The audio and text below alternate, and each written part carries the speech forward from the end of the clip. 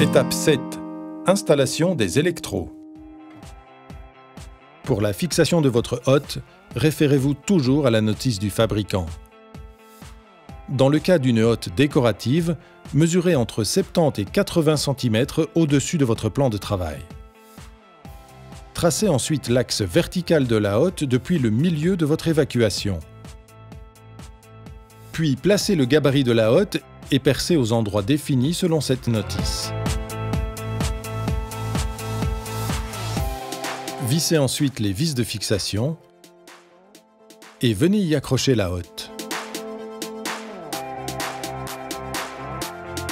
Vérifiez le niveau et effectuez les raccordements nécessaires. Finissez par le cache de la buse. Pour le placement de votre four, demandez l'aide d'une deuxième personne.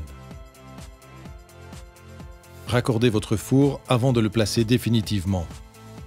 Vérifiez que le four soit bien à fleur du caisson et fixez-le selon la notice du fabricant.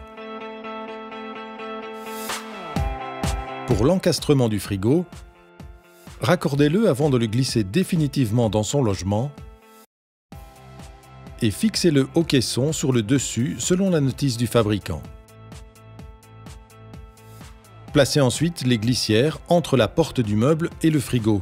Fixez la première partie sur le côté du frigo, décalez la glissière de 2 cm de l'extrémité de la porte et fixez-la à la porte. Voilà, les deux portes peuvent se refermer ensemble. Aidez-vous d'une deuxième personne pour transporter le lave-vaisselle.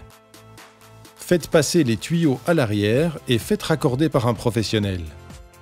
Installez la façade du lave-vaisselle. Pour ce faire, prépercez les trous grâce au gabarit du fabricant. Utilisez les serre-joints pour maintenir la façade au lave-vaisselle et assemblez la façade grâce aux vis fournies.